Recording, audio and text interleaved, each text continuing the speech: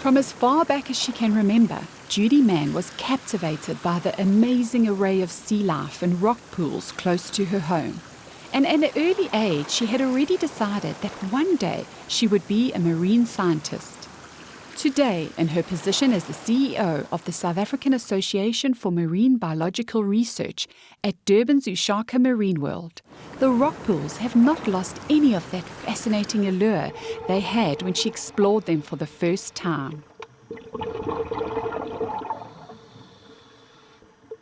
As we walk along the sandy shores along our coast, we often encounter rocky shore areas. Now, these rocky shore areas have been shaped by millions of years of wave action, and they really are an incredible home to a wide range of different animals. They're also divided into all sorts of different zones, ranging right from the dry, harsh zone where the animals are very seldom wet, right through to the area closest to the sea, where we're going to have the waves pounding on them, bringing their food. So we've got lots of different zones that we are able to have a look at when we come down to the rocky shores. And taking a walk on the rocky shores is just what I opted to do when Judy invited me to explore the incredible diversity of marine life along a section of the KwaZulu-Natal coast. So many people think that the only way they can really explore the ocean is to be a deep sea diver. But here on the rocky shores, we've got the most amazing range of life that really shows you what's out there, but it's accessible. You don't have to in any special equipment, just make sure you've got some good shoes. And today we're going to really explore this area and show how anybody who's interested in our natural world can become a mini marine biologist right here along our coast. I've always just thought that everything that was rough on a rock, I've called it a barnacle. So can you just explain what are the differences going on here? Okay, that's a good guess, but at least you've thought of it as an animal, which is a good start. Most people just think they're part of the rock, and they don't even think that they're standing on animals when they're walking along here. So let's have a look. The first thing we can see here are oysters. These are called sun oysters. So each one of them is an oyster that you can see over here. And they've got a really, really tight-fitting door or sort of closing to the top of the oyster shell. The oyster is as you know, anyone who's eaten an oyster, it's a little soft-bodied snail. So the oyster lives inside here, and then he closes it with the top of his shell, and you can see these are all closed. And the reason for these little grooves and things, and you can see how closely and tightly they're able to close, is because they live up here on the high shore.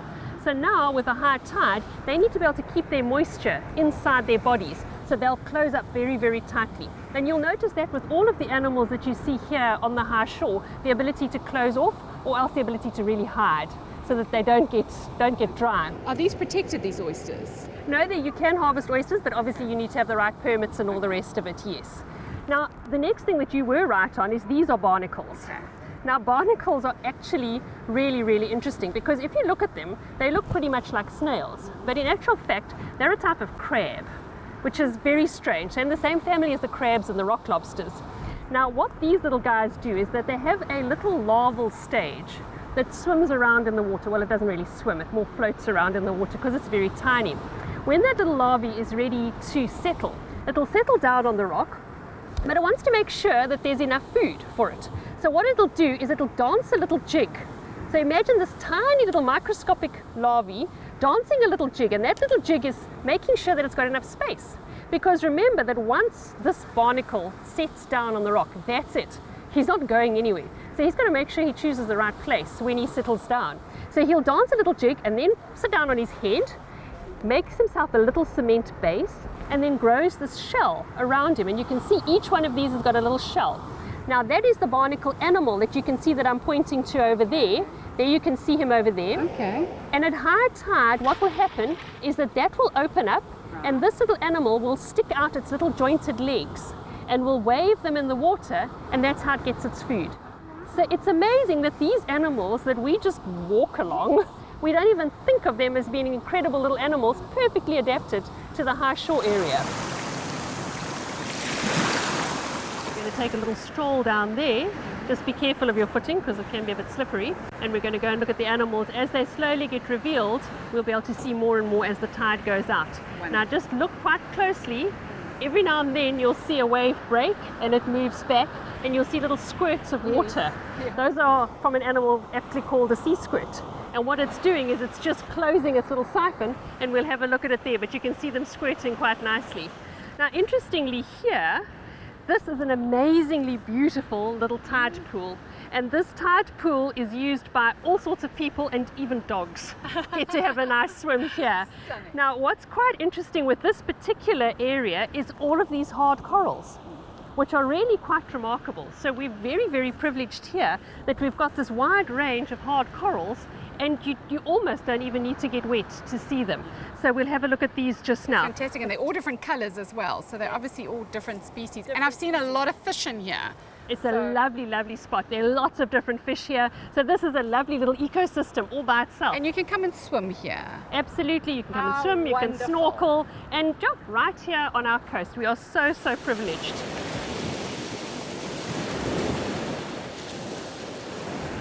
We just need to be careful here.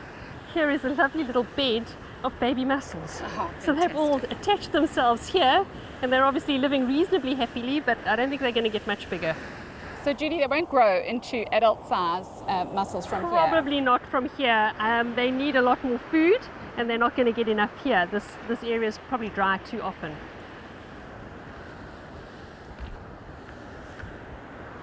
Now I'm watching what I'm walking on because I'm so worried. Well, that's actually a good Yeah, what are point. these here? These are all little worms. Okay. So this is a whole bed of worms. Each little worm lives inside its own tube, and it'll be able to close itself here. So at high tide, we would have it probably open and it would be feeding. It's a filter feeder, and at low tide, it's closed up like this. Oh dear, look at what we've got here. This might look like just an innocuous piece of plastic, but unfortunately plastic is becoming one of the most common pollutants along our coast. And what's really interesting is that it's not only the plastic that you can see. Plastics break down into tiny, tiny little particles. So we've got things called microplastics, which are almost invisible to the human eye. But if you imagine that something like a mullet is a filter feeder, and many other animals are filter feeders, they are feeding from tiny little particles of food in the water. They don't know that some of those tiny little particles are not food. They're actually small, tiny pieces of plastic. So those animals are actually ingesting, they're eating plastic. So the plastic pollution problem is a serious problem along our coast. And the good news is it's something that each of us can actually do something about. So we can recycle, we can make sure we don't want plastic bags when we don't need them, and we just use plastics with respect.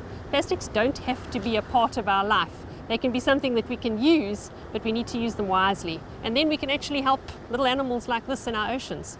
Judy, with you experiencing so much along our shoreline over many years, have you seen a deterioration in the animal and plant life here due to plastic being in this environment? That's a really interesting question, because along our coast we've got good news stories and we've got bad news stories. So we've got some areas, especially those that are in our protected areas, that are really doing well and that are looking good. And we've got other areas that unfortunately, particularly because of people using what's on the rocks, they're not looking so good. So in terms of plastic pollution, it's really hard to see direct effects along the coast, but certainly in terms of people using the coastline, we can see effects where people have over-harvested. But then we've got the good news areas where many people are actually protecting areas of coastline that are close to them. So we've got a lot of people who are wanting to look after their little bit of rocky shores, and that's really the solution. We can't rely on government for everything. We need to look after our own environment. This is actually quite interesting because you can see lots and lots of snail shells here. And it looks like, my goodness, they're all just sort of gathering together. But I think in actual fact, these are all snails that have died. Living inside these little snails are hermit crabs. You can just see their little pincers there. Now, often what happens is that kids come down to the rocky shore areas and they like to collect them. So they explore the rocks, collect them, and then drop them all off here. Now, what's really good about that is that the kids are exploring the rocks, which is fantastic. But what we always encourage people to do is if you take something, put it back where you found it. I wouldn't like to be taken from my home and dumped in Joburg or something, just like these little snails wouldn't like to be taken and dumped somewhere else. So it's a good idea to explore. It's fantastic, but we just need to make sure that each little animal goes back to where it was found beforehand. So these little guys are probably going to now try and find their way home.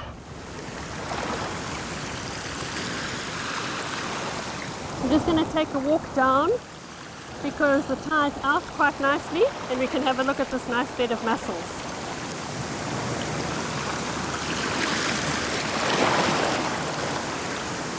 Just watch out, these little animals can be a bit slippery. Yeah. Okay. It's like a whole new world here. Yeah, it is. It is. It is a new world. For most people, it is a new world. It's just amazing. Mussels are interesting animals because each one is a snail. It lives inside a shell. The shell is made up of two parts. They're called bivalves. And when the mussel is feeding, it opens. It's a filter feeder, as we've mentioned before. And then when it's dry like this, it'll close up to protect the moisture.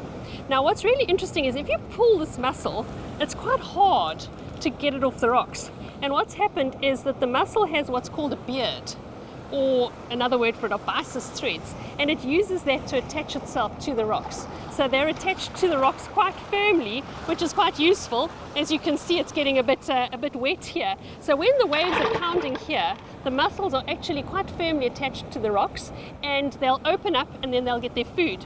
And on the mussels are growing a whole lot of barnacles, which also are filter feeders. So when the waves are coming over here, these little barnacles will be feeding as well. So this is a lovely bed of mussels, and you'll only find beds of mussels down here on the low shore. You won't find them further up because obviously there's not enough food for them, so we're finding them on the low shore. But just on this ledge is a lot of other life right here. What would you guess, plant or animal? I would have said plant. Okay, that's a good guess.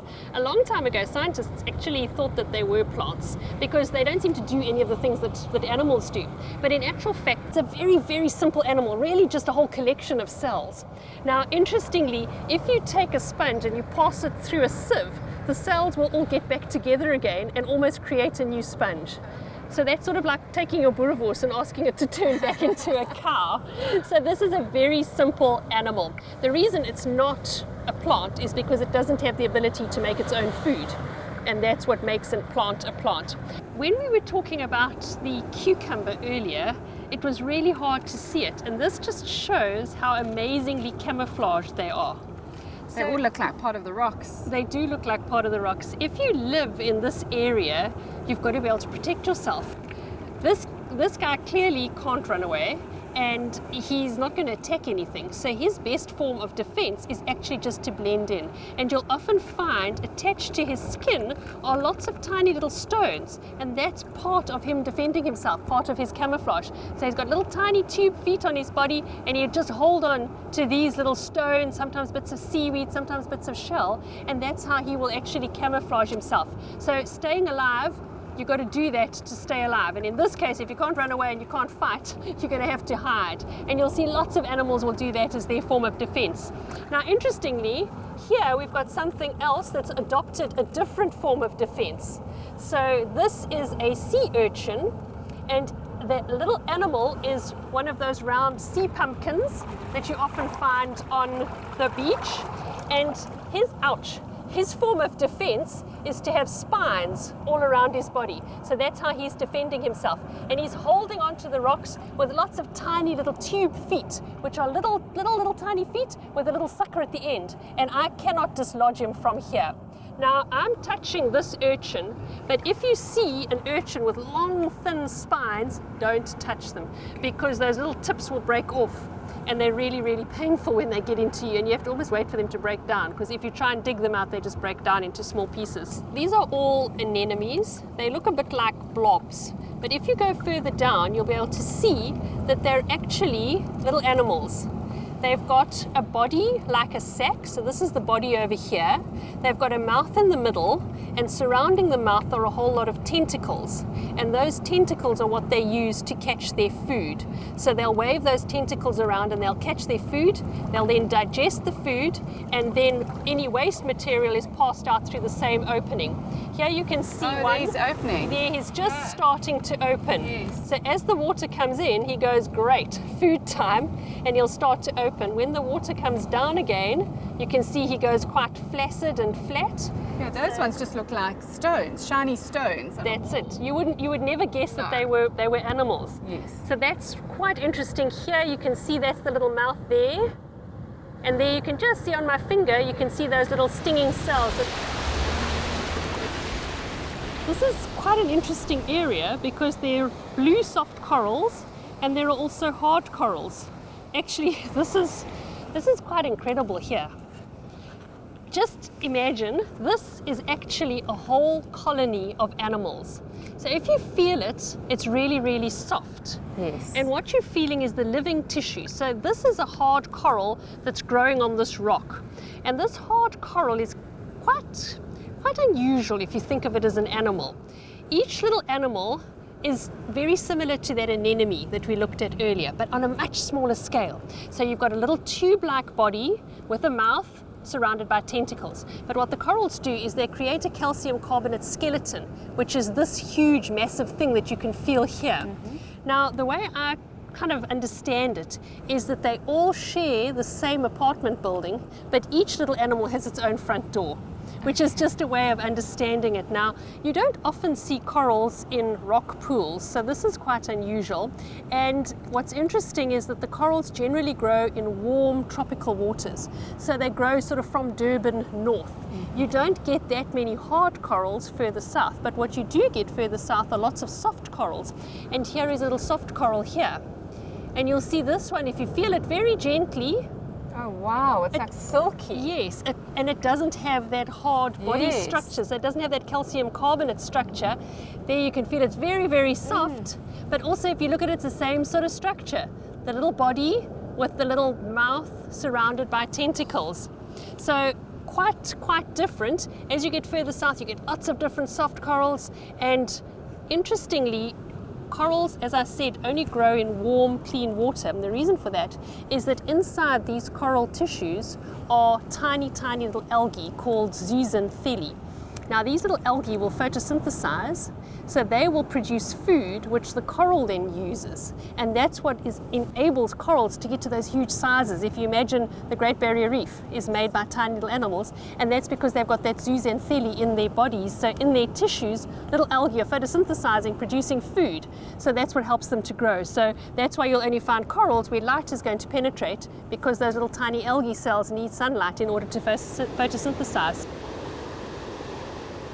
This is a perfect example of camouflage. If you look over here, it's quite difficult to see that actually there is a sea cucumber here. Here is its mouth over here. Here's the body, all covered with lots of tiny little stones to camouflage it. And here's the anus, and the poo are these little bits of soil that you can see, little pellets. The cucumber will feed by taking in bits of grains of sand. Inside his body, he takes off the food that's around those sand grains, and then he passes out clean sand, sort of rather like an earthworm would do.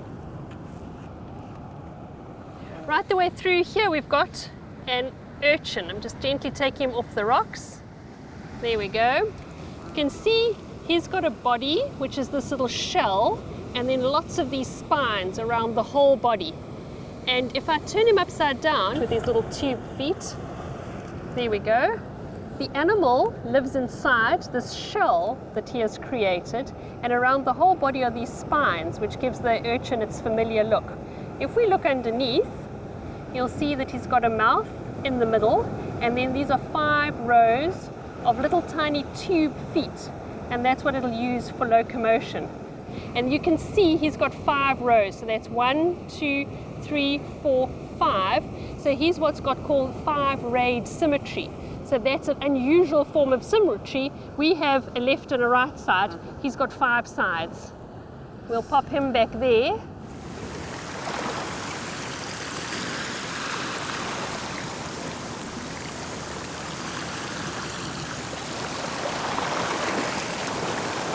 We're right here on the low shore, and we've got this incredible range of life. If you remember, up near the top, we had barnacles, we had oysters, and we had some limpets. Down here, there is just a whole range of different plant and animal life. Now, I'm going to talk a little bit about the plant life, because often we don't think of plants as being so important. But remember that plants are the foundation of the whole food web. And interestingly enough, most plants, these little algae that you can see here, these algae here, are not eaten when they're adult. They're actually eaten when they all break down and they become part of the food web what happens is that they break down, bacteria start attacking them, so they make small little bits of food that the filter feeders eat. So the mussels that we saw earlier on would be feeding on little bits of broken down algae. Okay. I'm just loving the colors that are around here. You can see there's a brightness and That is incredible. alive. Everything looks alive. But it is alive, that's it. Look at this. This beautiful purple is a type of zoanthid. So these animals are like little anemones, but there are a whole colony of them. Here are some brown ones. Here are some green ones. So there is just incredible diversity here. And here, I'd like you to meet one of my favorite friends along the rocky shores. This is Oh my goodness. a sea cucumber. Now, Oh my- I'm just carefully removing him from his little hole, and we'll put him back again. So he's alive. He is alive.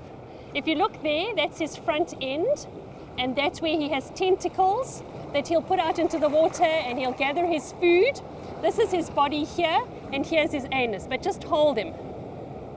Feels beautiful, doesn't he? Oh my goodness. I've never held a cucumber. What is it, a sea A cucumber? sea cucumber. So a really interesting little animal. What's quite fascinating, and this might be a little gross, but this is its anus. Some fish have developed an interesting habit. They live inside the anus of the cucumber. So they're quite safe inside there, and you know, to add insult to injury, they'll often nibble on the gonads of the animal, so they nibble on his reproductive organs. I'm never going to look at it in the same light again. Okay, what I'm going to do now is just put him back carefully where we found him. There he goes, back again. Now, if we look along here, you can see all sorts of different types of algae. Feel this. I'm feeling that there's so many different textures. Yes, so this is a coralline algae. So this algae, to protect itself, has got a special substance in it, and that makes it less sort of tasty to other animals. And then you've got another sort of algae like this one, which is very smooth, a green algae. So there are lots of different textures, lots of different colors, and that's what we call biodiversity. It's the amazing range of life, which is just wonderful.